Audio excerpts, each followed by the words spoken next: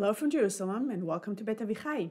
In Jewish sources, Tu B'Shvat is Rosh Hashanah, Leilanot, which means New Year of the Trees.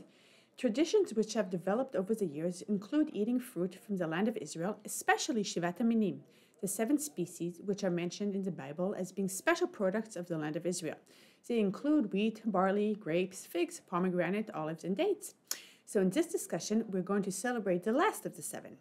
I'm happy to welcome author and journalist Matti Friedman in conversation with Efrat Shapira Rosenberg, because this is a day to remember. Hi, Matti. Hi, Efrat. So if there's one thing that I learned a lot of things from your great article, really a very enjoyable read. But the first thing I learned that if I want to respect myself as an Israeli, as a native Israeli, and as someone that's been living in the Middle East for most of her life, I cannot talk about the date, right? It's embarrassing. That's right. Only a Philistine would refer to the date as if it were one thing. If you really understand dates, and this is something that I too did not know before diving into this article, which came out in Smithsonian magazine a month or two ago. There's no such thing as a date, and if you say date to someone who really understands, they don't take you very seriously, because of course a date could be majhul, or it could be sukari, or it could be barhi, or ajwa, or kimia, or sagai, or any number of other species. So which date do you mean, Efrat, when you say date? Right. Do we know how many species there are? Many hundreds, and sometimes the species have different names in different places, so it's sometimes a bit hard to pin down. But if you go to a real date emporium in the United Arab Emirates, which I did, you'll see just stacks and stacks and cases and of different kinds. And some of them look almost the same, and some of them look really, really different. And they taste different. And you eat them differently, right? Some of them you eat differently. Frozen, some of them you eat. Exactly. So the idea that it's just a date is, it's just not serious. But in our heritage, it's just tamar, right? There's just one word. That's right. Tamar is the word for all of them.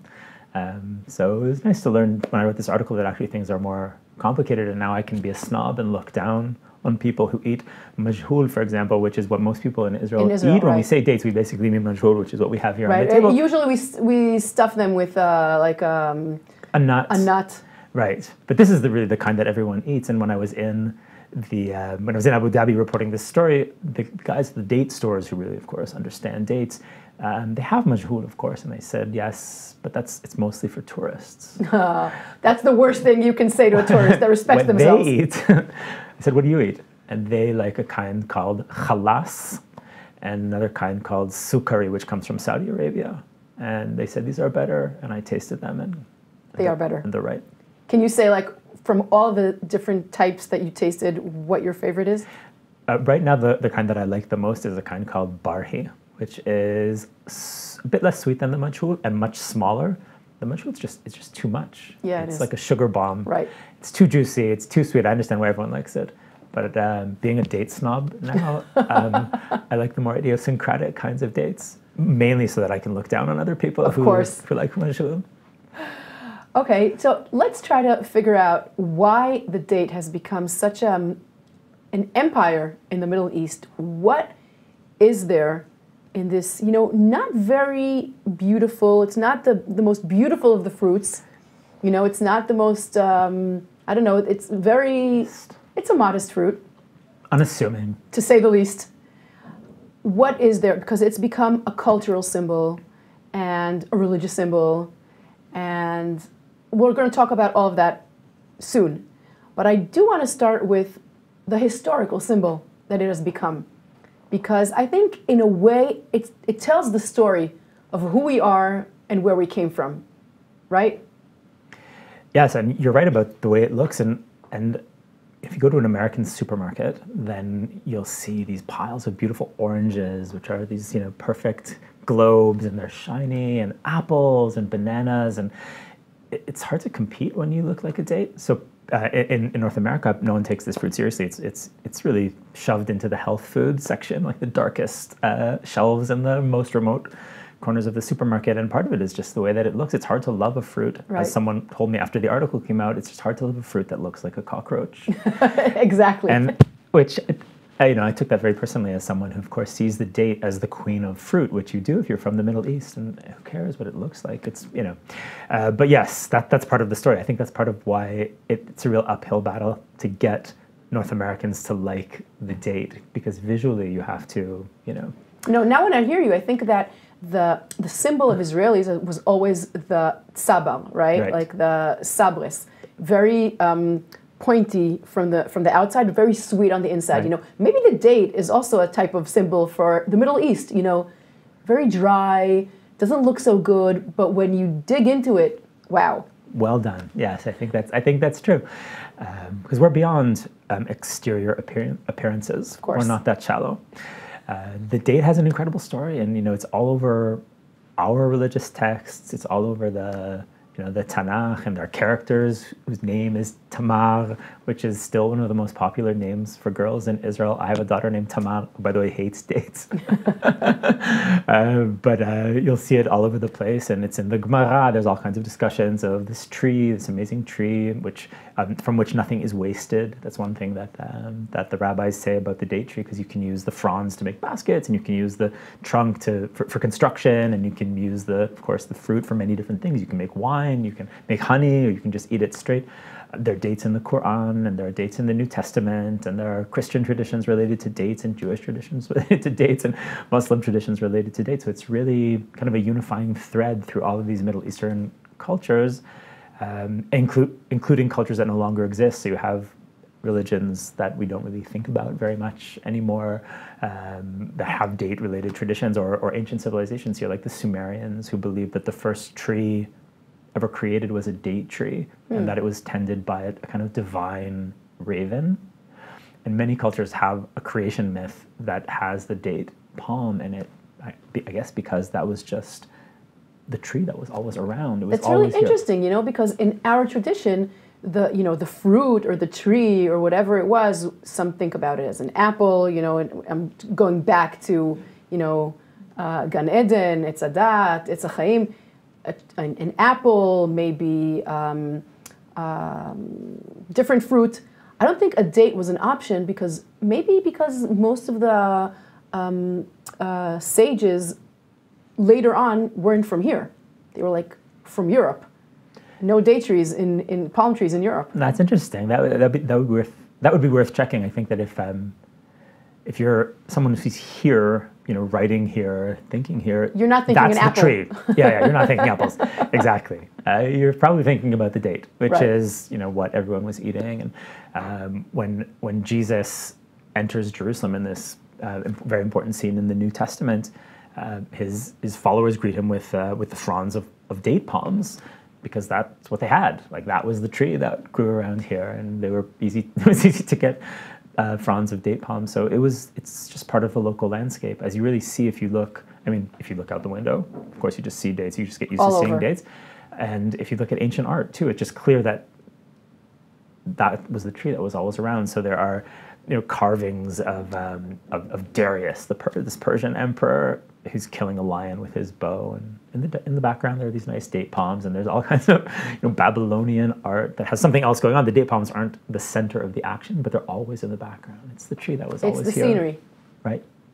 So that's like from our very, very far past, but I want to go like hundreds, maybe even more than that, years forward. And there's something that has to do with our specific Israeli history. It has to do with the date. We're talking about like it's a spy story, right? Yes, that's my favorite date story, and it's a tough competition because I have a lot of date stories. But it's the story of Avshalom Feinberg, who is kind of a Zionist legend. This is World War I. The Turks control the land of Israel, and a small group of Jews decide to spy for the British, who are advancing toward Palestine, with the idea that the British are going to win, and they're going to help them. And this group of spies is called Nili. And the Israeli kids tend to know about Nili. They were centered around Zichron Yaakov, and there's still a museum that you can visit there and learn all about them. And one of the escapades of Nili involved an attempt by Avshalom Feinberg and another member of the cell to cross British lines in Sinai, reach the British forces and convey intelligence that was supposed to help the British advance. Against the Turks. Against the Turks. And of course, the British eventually do advance, and we're living in the results of their victory in many ways. So Avshalom Feinberg disguises himself as a Bedouin and sets off with a Bedouin guide toward El Arish. So he kind of leaves and heads south and disappears, basically. And what happens is that they meet a group of real Bedouin who are not fooled by these he wasn't disguised by these two Jews who yeah. are dressed as Bedouin. And with the Bedouin were Turkish soldiers, and Avshalom Feinberg is killed. The other spy manages to escape, but he's also hanged later that same year by the Turks. But Avshalom Feinberg disappears. Just disappears. No one even knew that he was killed. He just vanishes. And it was unclear what had happened to him. And then there's this story that circulates about a palm tree in the desert, in the area where Avshalom Feinberg disappeared. So we're talking about 1917, around 1917, Yeah, this right? happens at the very beginning of 1917, and Feinberg vanishes. And then, a few things happen in the meantime, and the British Mandate is established, and then the State of Israel is established in 1948, and people know the name of Avshalom Feinberg, but it's not clear what happened to him. He's he's a hero, like a very, it's a myth. It's even a myth just because no one knows what happened to him. He just vanished. That's right. That's right. And there are strange stories, kind of conspiratorial stories that are told about what happened to him. And maybe his companion, the other spy, killed him. Maybe they were fighting over a woman. Right. Over Sarah Aronson, who was another member of the cell. And so there's a lot of, mythology wrapped up in this story. And after the founding of the State of Israel and in the 1960s, an Israeli investigator named Shlomo Ben Elkanah starts to look into the case, and he wants to find Feinberg, but the area where he disappeared is not in Israel.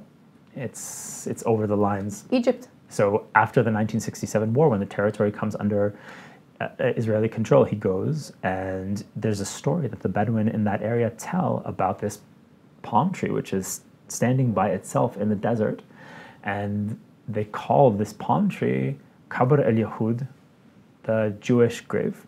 Wow. And this, of course, piques the investigator's curiosity, and he goes and he gets a few guys together to start digging, and they dig under this palm tree, and first they find a button, and then they find a scrap of clothing, and then they find a bone from someone's arm. And a hand grenade. And they find a hand grenade, and then they find Feinberg. Right? They find him with a bullet hole in his head. Wow. And this is about 50 years after that's right, it's he was almost killed. exactly 50 years after he's killed, and he, what seems to have happened is that he had a date in his pocket.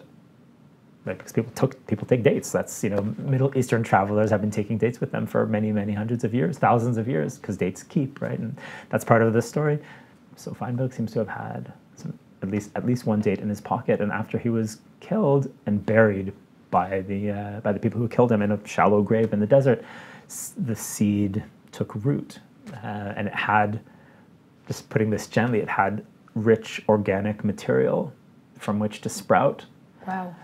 And that's how they found Avshalom Feinberg. So that's crazy. So a palm tree rooted from a date that he had in his pocket. Right. That's crazy.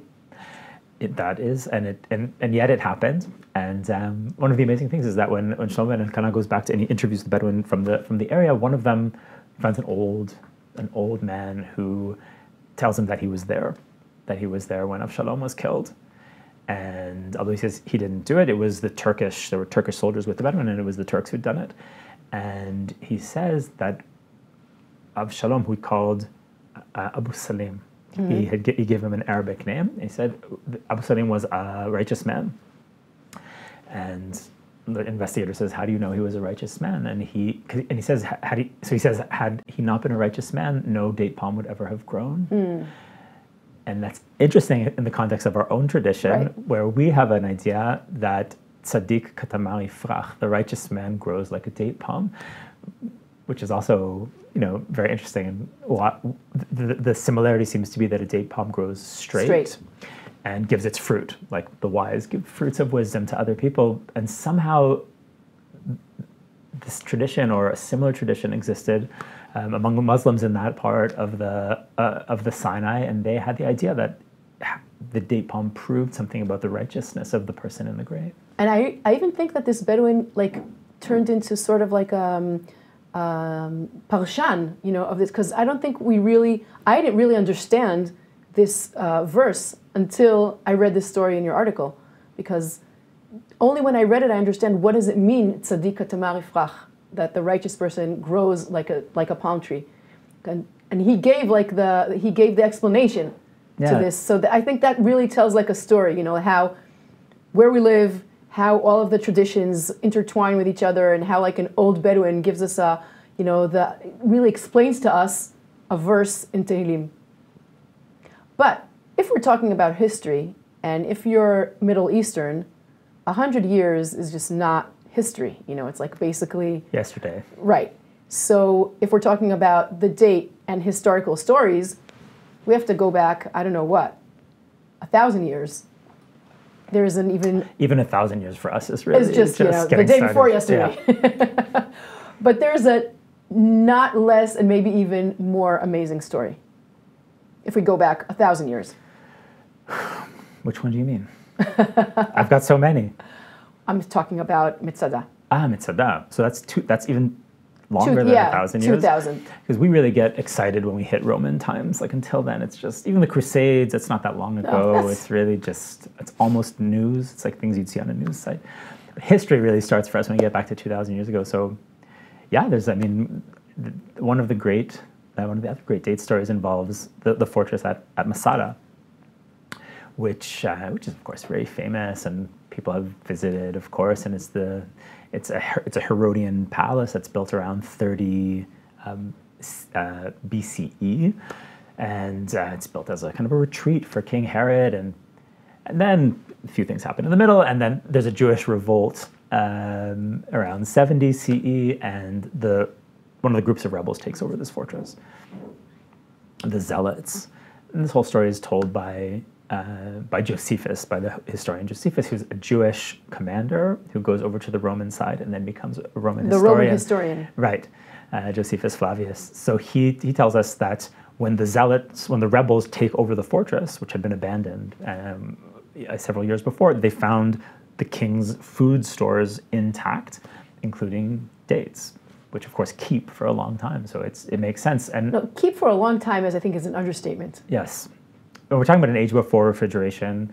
So if you have a kind of food that can last, it's very, very valuable. And not only do dates keep for a long time in general, but things around the Dead Sea tend to be preserved for a long time, as we know from the Dead Sea Scrolls, which someone stuck in a cave, and then we found them 2,000 years later in pretty decent condition. So there's something going on around the Dead Sea with preservation. So the idea that these dates would have been still edible many, many years after Herod stashed them there, it's possible.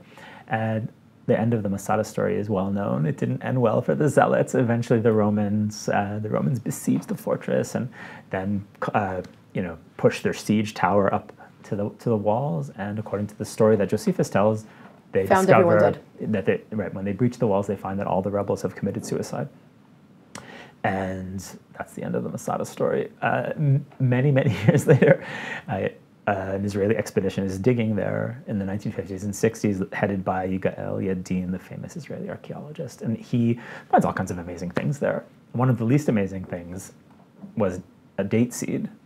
Or date seeds. Yeah, there were multiple seeds, which is the kind of thing you find at an Israeli dig. Usually there's olive seeds, there's date seeds. People were eating food and spitting out the seeds, and you find the seeds. And they found a bunch of date seeds and stuck them in a box, and they were sitting in Bar-Ilan University, and no one cared about them because there are much more exciting things that they found at Mitzada, like bits of weapons and jewelry and clay shards with names of people that they thought that might have been the lottery that they did to decide who was going to kill who. And even bones and some bones, and so there's more dramatic findings than a few date seeds. But a scholar named, so anyway, they sit in this box, cardboard box labeled, I guess, dates, dates. Who cares? Probably something like that was written on the box, and then they sit there for decades. And then in 2004, a researcher named Dr. Sarah Salon, who's at Hadassah Ein Kerem here in Jerusalem, she had the idea that maybe she could grow these seeds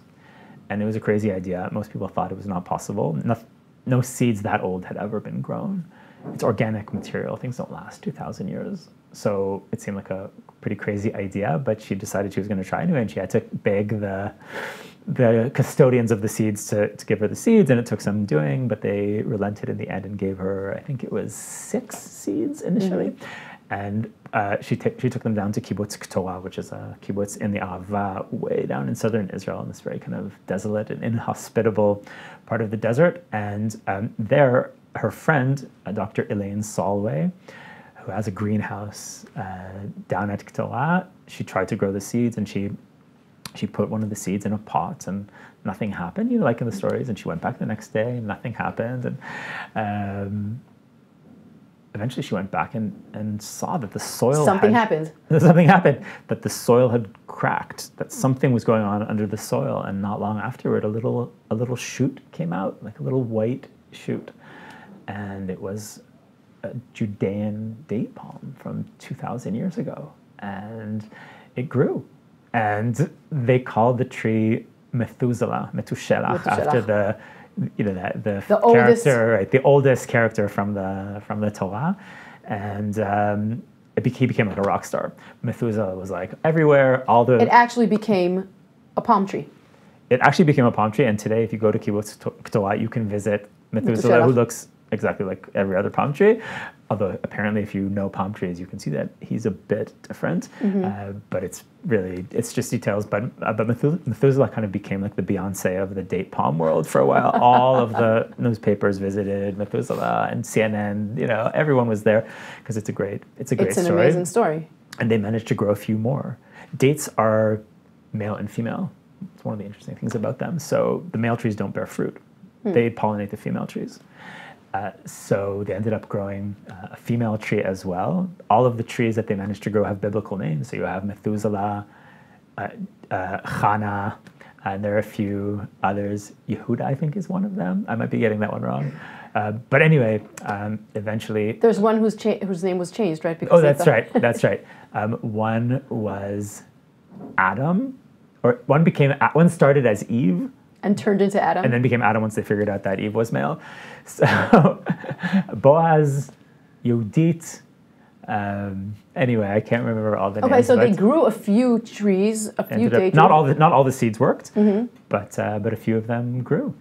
And they were the oldest seeds that had ever been sprouted to that point. The record was subsequently broken by a Russian team that managed to grow a seed that they found in permafrost, so a seed that had been frozen for about 32,000 years. Wow. But it had been frozen. So I think it doesn't count. I think this is this is still cooler. No, but it becomes even crazier because not only were they successful in sprouting a tree, but they also were able to make fruit, right?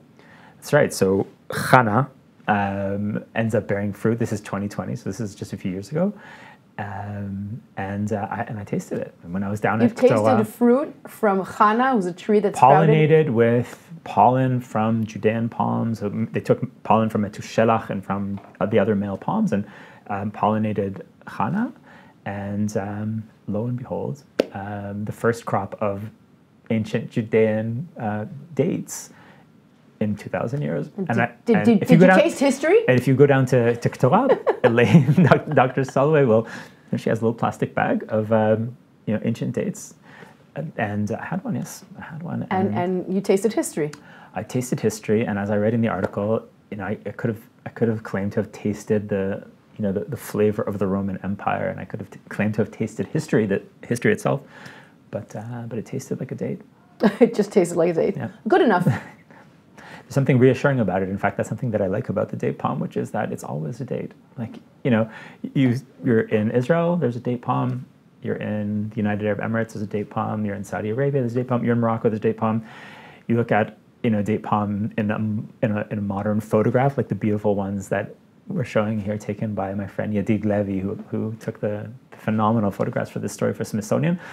That's a date palm, and then you read about the date palms in the Torah, and that was just a date palm, and you see the date palm in the Quran, and that too was a date palm. So there's something reassuring about the fact that it's just a date palm. We change, as we the cultures said, change. It's modest. It's here to stay.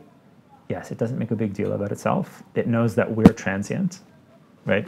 We come and go, cultures come and go. The Jews are here, one day, and then they're gone, and then they come back. And here's, these great cultures that, appear and disappear, and the stories change, and the date palm appears in very different stories. That Sumerian story about the divine raven, and the story in the Quran about Mary, the mother of Jesus, who stops on the road to Bethlehem, and she's in labor, and she grips a date palm on the side of the road to Bethlehem, and wishes she'd never been born, and God says, shake the palm tree, and fruit. She shakes it, and fruit falls from the palm tree. So, the cultures change and the stories change, but the tree is always the same tree, and the dates are just dates.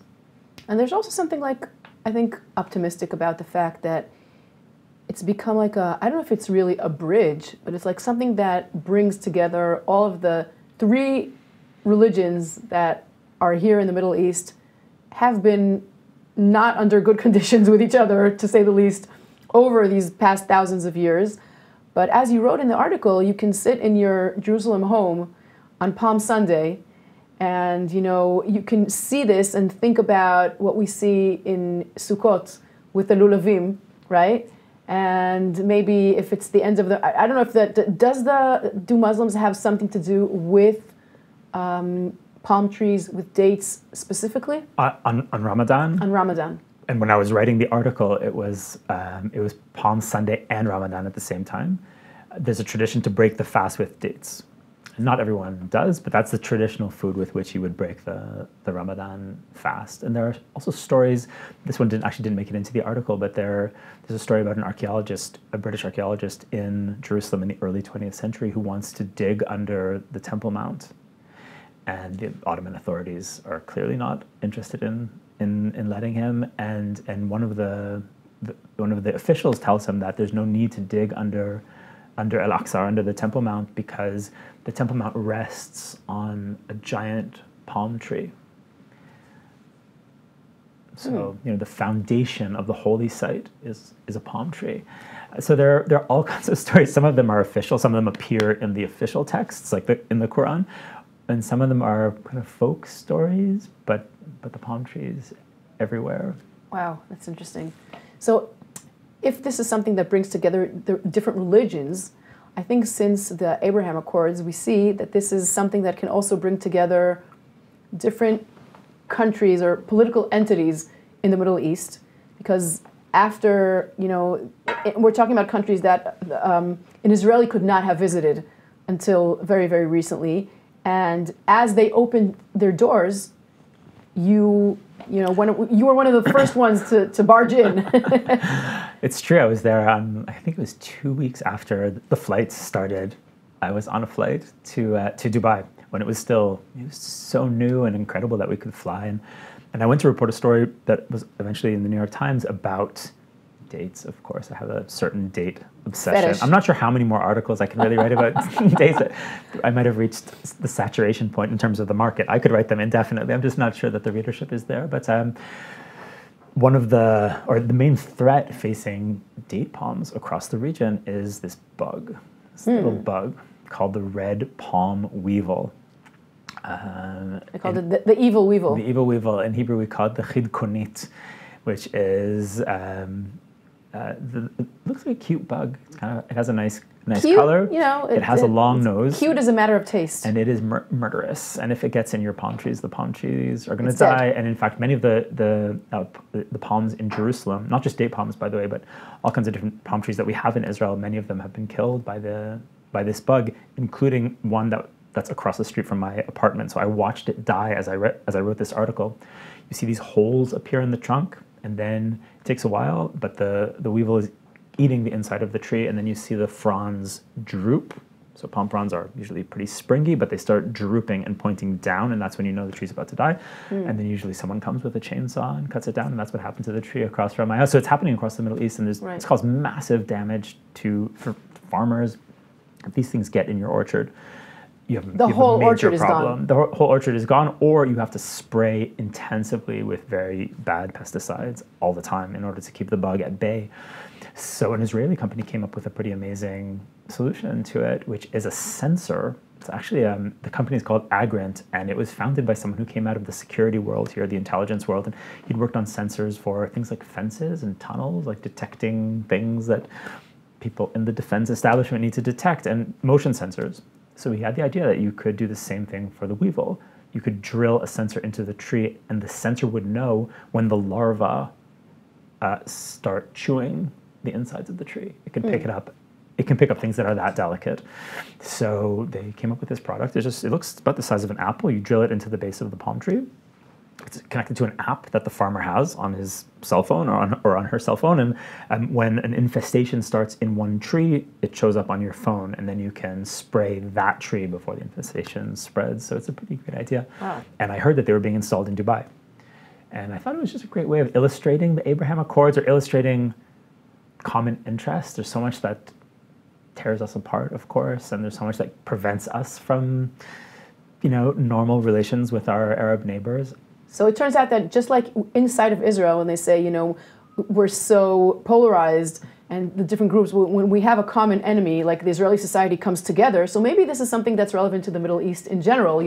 When you have a common enemy, everyone comes together, and the common enemy is the weevil. Is the bug. It's really sad that that's true, and we're really seeing it now in our own society. We need a common enemy to remind us that we're family. It's really kind of a depressing insight into human nature, but it's true. And more broadly, the Abraham Accords are based on a common enemy, which is Iran.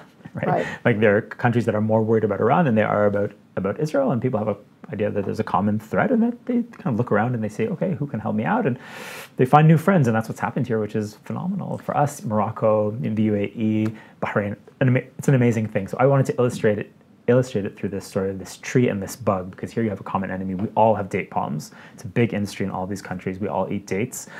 This bug endangers this beloved tree, so let's work together to fight the bug. And that was the story that I wrote from. So you you basically went to a conference that was about the bug, right? Like, there was a lot of different companies or different initiatives from different places came there to talk about what can be done to fight this. Right. So the first trip was to Dubai, where I visited a farm where one of the Emirati farmers had installed the Israeli technology. And the second trip, which was to write this article for Smithsonian, was to a conference, and you can see the conference on the screen. It was at this incredibly fancy hotel in Abu Dhabi, which was like more opulent than any hotel I've ever seen in my entire life, and they had fake palm trees all over the lobby. Oh, these are fake? Yes, you cannot grow a palm tree in the lobby. Not yet. They're probably working on it. And there are people from every country in the Middle East and North Africa, and there were many different sessions, but one of the most important sessions was about the bug, because this bug is eating everyone's trees. And people had different solutions. There was a guy there talking about drones with heat sensing cameras, so you can fly the drone over your date orchard, and because weevils are living organisms that are hot, the idea is that the drone can spot trees that are hotter than the other trees, and then you know that those trees are infested, and you can spray those trees specifically. So that's one idea. There's a lot of human ingenuity here in play. There's one idea, the one that I like the most, even though I have no idea if it's practical or not, but it's my favorite. It looks like a dog collar. It's like a big metal collar that wraps around the tree, and it's held by a crane, and the crane raises it the length of the trunk of the tree, and what it is a microwave that's frying the weevils. Bugs. Yeah, so it's killing them. It's killing them. So it doesn't with no pesticides. It doesn't do anything to the tree. It just fries the bugs inside. Wow. And there are more advanced solutions, which were actually presented there by another Israeli scientist, which are like, it's the next generation. It's genetic engineering. It's putting material in the tree that is then consumed by the weevils, and then it shuts off one of their genes and kills them, but without chemicals. It's completely biological. It's very space age, and to me it seemed light years beyond everything else that was being presented at the conference, and apparently it really works. So a lot of great minds are on it. Past and future, like the best of technology and the, like, maybe AI, I don't know, whatever is in our future is being, used to save something that has such a amazing and central place in our history. Right. Wow.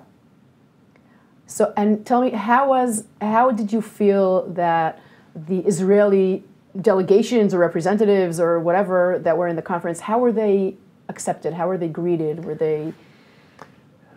For the most part, they were treated very respectfully. The organizers went out of their way to invite Israelis, and including me, and treated us, with great respect. And I heard from other participants that they were told, that anyone who had a problem with Israelis shouldn't come. Like, they didn't want people, being nasty or walking out of sessions. And you could tell it was tense for some of the people. Most of the people there had never met Israelis.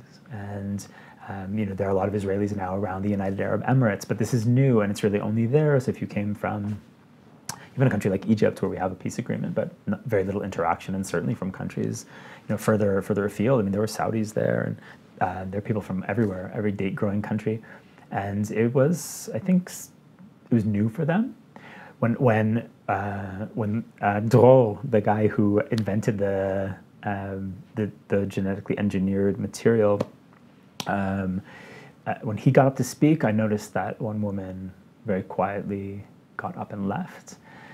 But she didn't make a big deal of it. One of the people who was running the session, one of the two academics who ran the session, was noticeably rude to him in a way that was very unique and stood out. And it was a kind of treatment that no one else got in the session, and you couldn't really, you couldn't miss it. You couldn't miss it. It was pretty clear what was going on.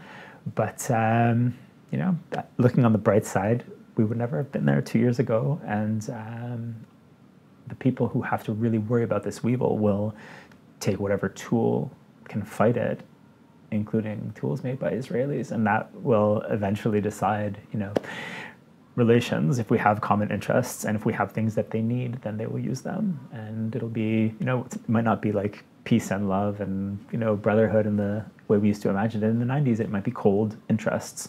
They have a problem, we can help them solve the problem, and that might lead us to a better future. I wonder if there's information or research about if this is new, like the weevil, if this is a new challenge, because I would imagine that this is not the first time that something attacks the date palms. So there are old enemies of the date palms. There's different kinds of growths in the palm. There's something called the black scorch. So every tree has its enemies.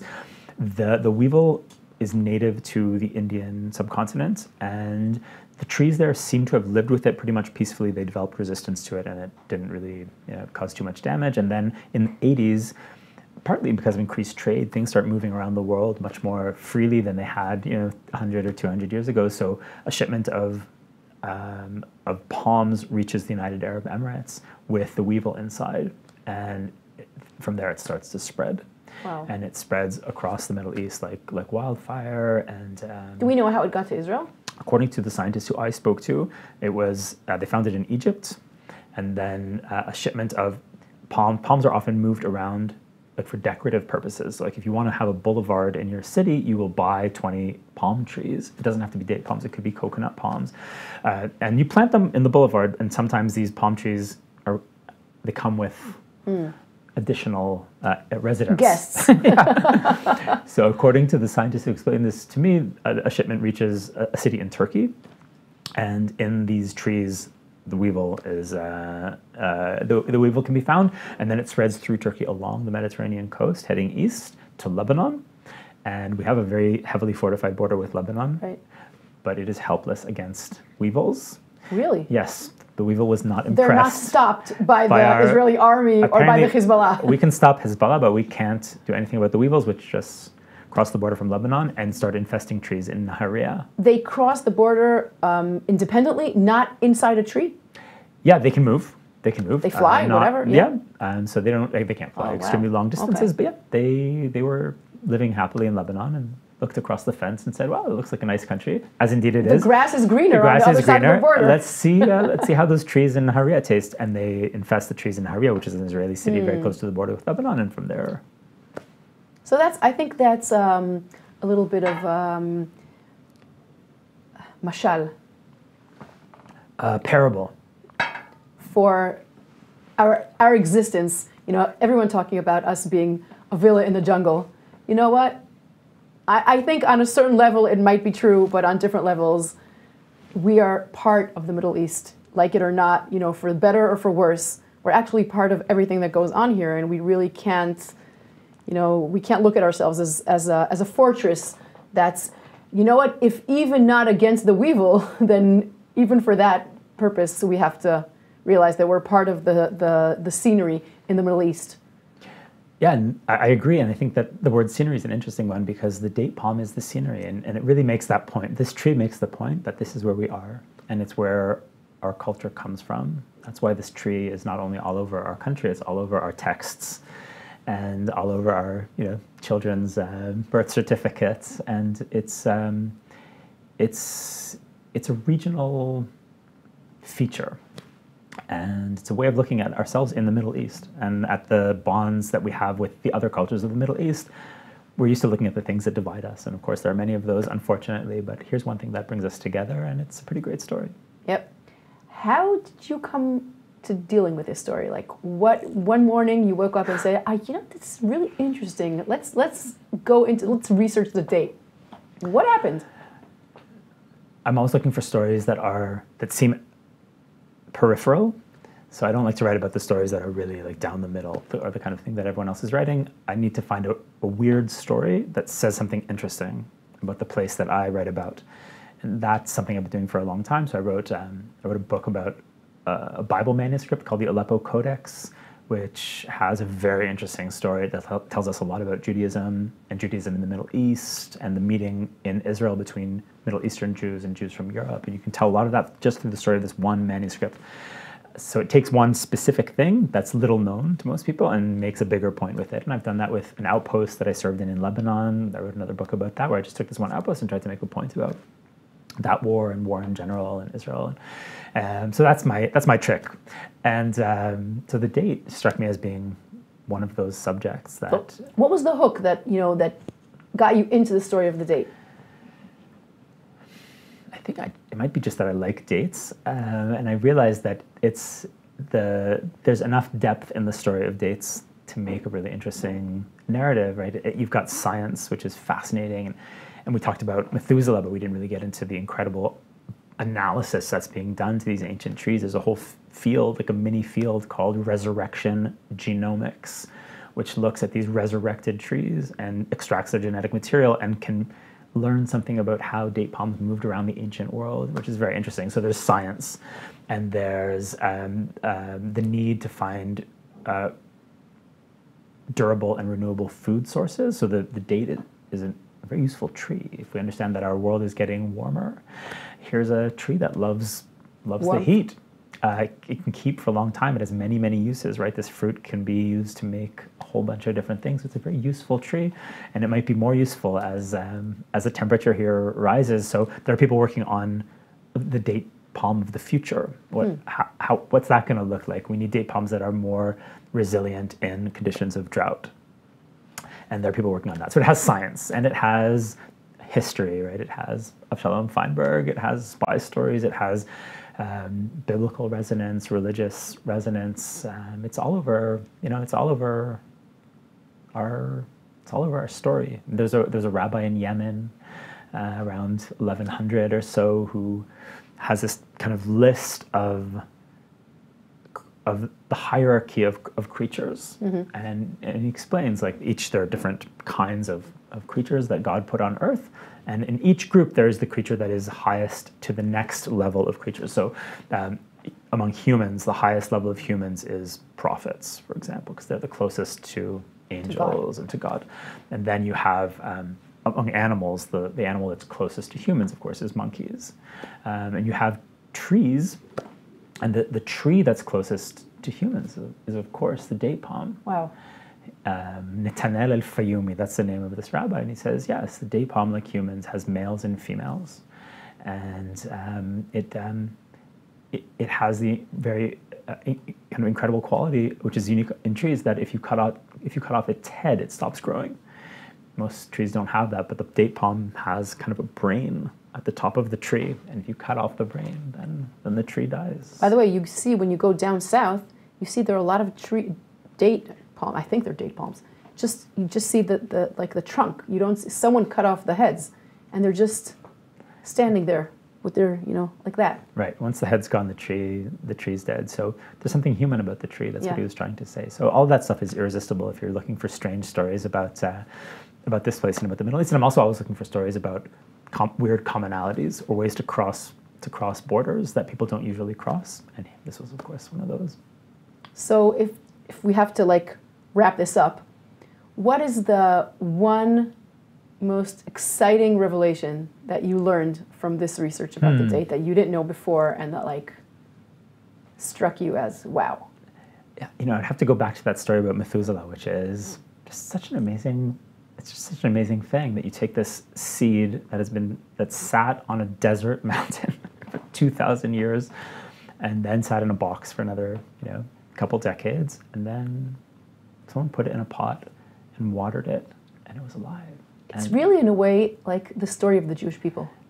Yes, it's kind of unavoidable to think of it that way. Like it's alive. Somehow there's life in it. There's life in something that you wouldn't think would be alive. And now you can go to this kibbutz and see these trees growing. But they should have been dead. And eat their fruit. And yet here they are, and they're still giving fruit. And so yes, anyone looking for a parable about Jewish survival can definitely find it in that story. And maybe even if we're looking for something optimistic to think about, when times are hard in Jewish history or in our days today, Yes. in Israeli, everyday life, maybe we have to look at these fruits growing in the desert and remember that, someone was here before us, someone will be here after us, and, the fruits and the date palm is just here to stay. Yes, whoever's here after us, it's hard to say exactly who they'll be or what they'll think, but they'll definitely be eating dates. Thank you. Tu b'Shvat Sameach. Thanks, Efrat.